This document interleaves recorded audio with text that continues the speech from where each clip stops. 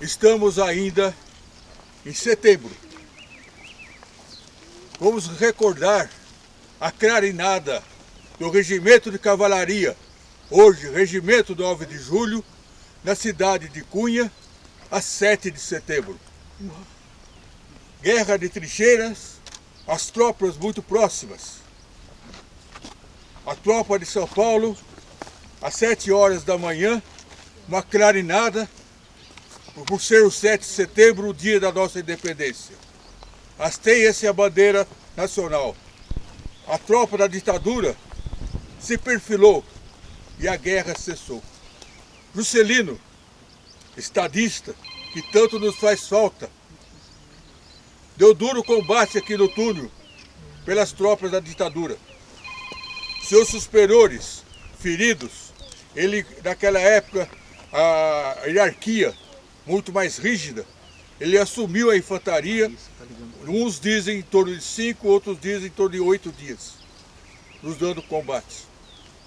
Mas, em visita ao mausoléu em São Paulo, ele disse as seguintes palavras: a Revolução Constitucionalista aberta em São Paulo, a 9 de julho de 32, é um acontecimento que já atravessou as portas do tempo comum para penetrar na perenidade da história. Foi uma daquelas causas pelas quais os homens podem viver com dignidade e morrer com grandeza. Juscelino Kubitschek, presidente da República do Brasil.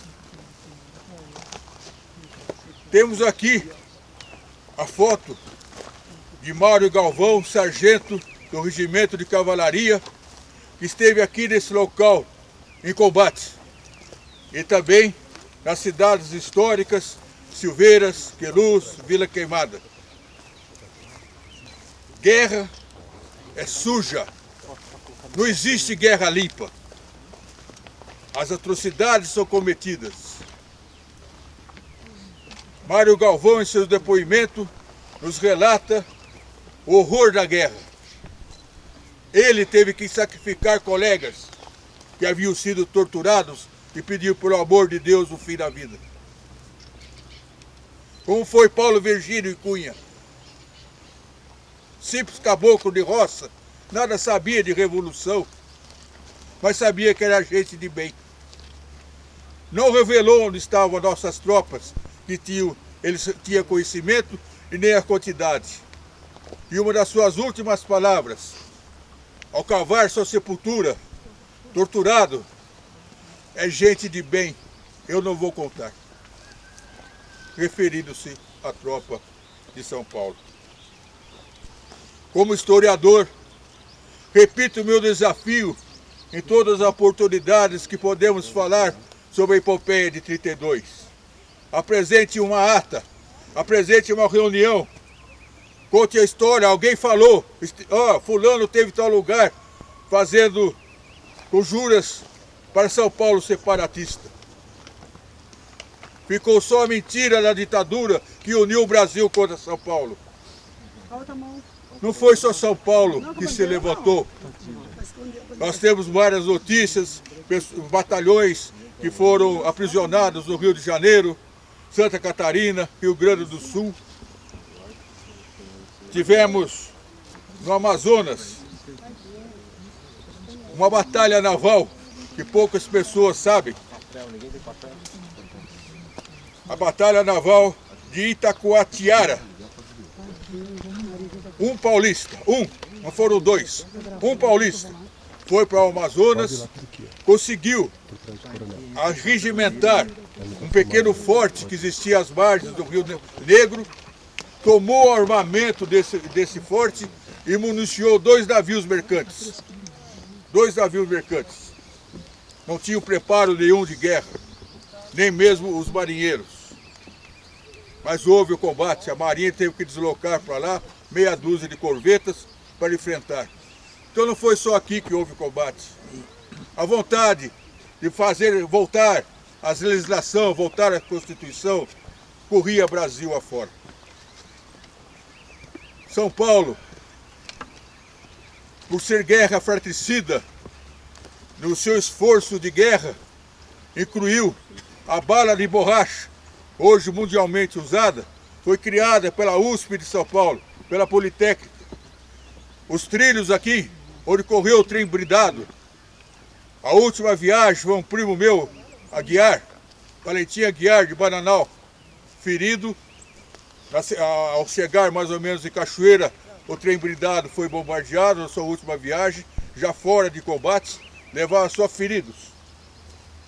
E meu pai, que era guarda da linha, assumiu aí a direção da máquina, sob a orientação do Aguiar ainda ferido, e levou até Guaratinguetá. O trem blindado também é um esforço de guerra da USP, como foi o spray pimenta. Por que a bala de borracha? Por que o spray pimenta?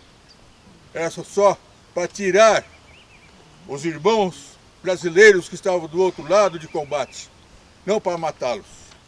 Essa era a intenção do Estado-Maior da Revolução de 32.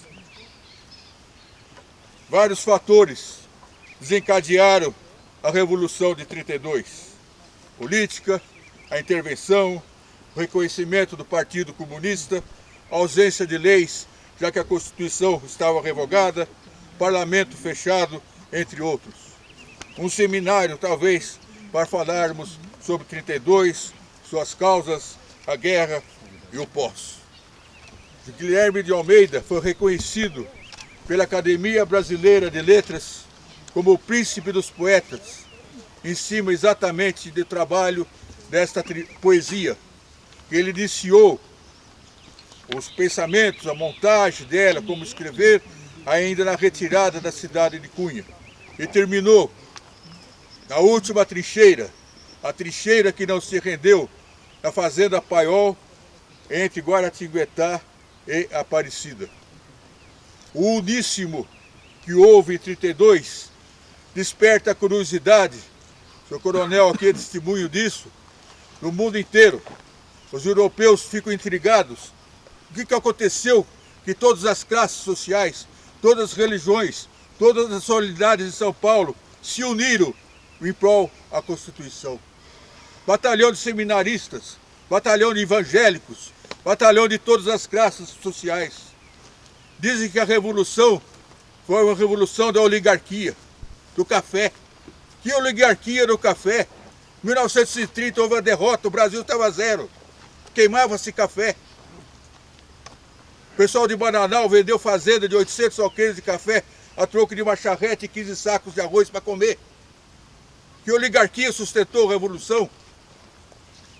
As indústrias reunidas, Francisco Matarazzo, à época o maior conglomerado que existia no Brasil, não quis aderir. Estava na segunda geração dos italianos, ficaram em cima do muro, não queriam se envolver. Os operários cruzaram o braço até haver uma decisão. Eles assumiram e garantiram toda a subsistência da nossa revolução. Então foi uma revolução uníssima em torno de um ideal.